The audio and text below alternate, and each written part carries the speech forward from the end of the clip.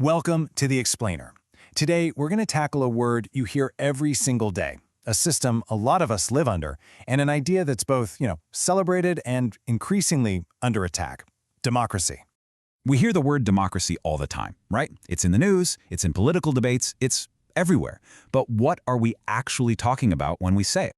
You'd think it would have a simple answer, but the reality is, people have been arguing over what it truly means for centuries. And it turns out, it's not just one thing, it's thousands. Check out this number. A study found at least 2,234 different adjectives that have been used to describe democracy. Just think about it for a second. Liberal democracy, social democracy, participatory democracy, the list just goes on and on. It really shows you how flexible and, how contested this one little idea actually is. But, okay, if we strip away all those adjectives, we can get down to the absolute core of it. The word itself comes from ancient Greek. You've got demos, which means people, and kratos, meaning rule.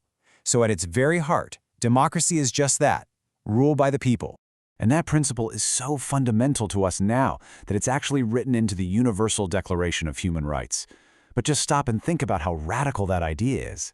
It means power doesn't come from a king or a god or from inheritance. It comes from the consent of the people themselves. That's the whole promise. But here's the thing, this idea wasn't always the default setting. For most of human history, it was a pretty rare and often really fragile experiment.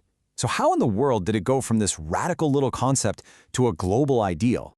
Well, the journey kind of kicks off around 500 BC in Athens. That's the first big experiment in direct democracy, though to be fair, it was only for a very, very select group of citizens. Then the idea basically goes quiet for more than 1,000 years, until 1215, when the Magna Carta in England put the first real legal limits on a king's power. Then, bam, the Enlightenment comes along and supercharges the whole idea, with philosophers talking about individual rights. But the real explosion? That happened in the 20th century, when, after world wars and collapsing empires, democracy just spread across the globe in these massive waves.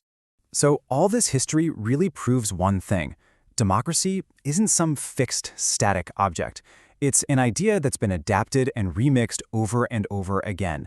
And that's led to a bunch of very different systems all around the world today. Okay, so the most basic split is between what we call direct and representative democracy. In a direct system, like you saw in ancient Athens, the citizens literally vote on the laws themselves.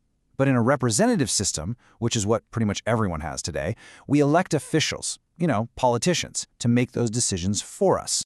And the most common flavor of democracy you're going to find out there is the liberal democracy. This is where you combine that representative system with a constitution that protects individual rights, things like freedom of speech, freedom of religion. The whole point is to prevent what's called a tyranny of the majority. It ensures that even if you win an election, you can't just take away the fundamental rights of the people who lost. And all of that brings us to today. Because while democracy basically had this triumphant 20th century, the 21st is telling a totally different story. The system is now facing some of the most serious challenges it's seen in decades.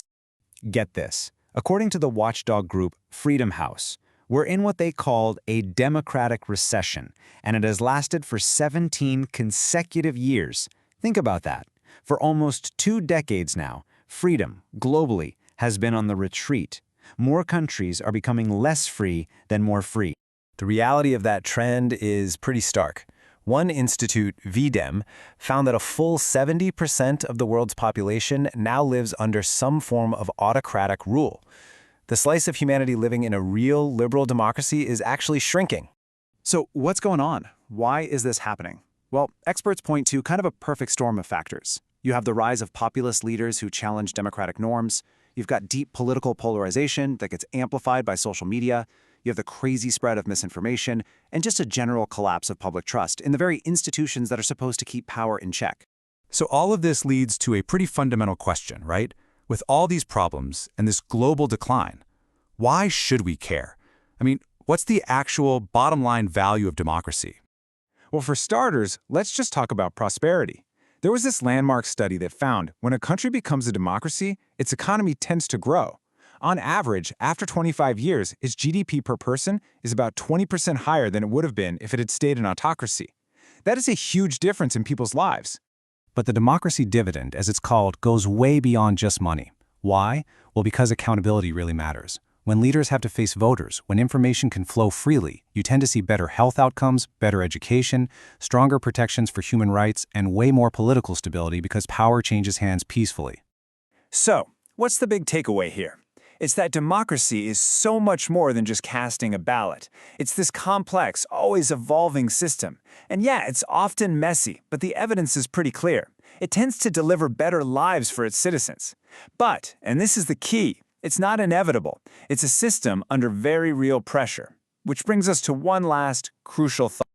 Back in 1787, as he was leaving the Constitutional Convention, Benjamin Franklin was supposedly asked what kind of government the founders had just created, and his answer, it wasn't a guarantee, it was a challenge. He said, "A republic, if you can keep it." And that's such a powerful reminder that democracy has never been a finished product. It's a constant, ongoing project that requires all of us to participate if it's going to survive.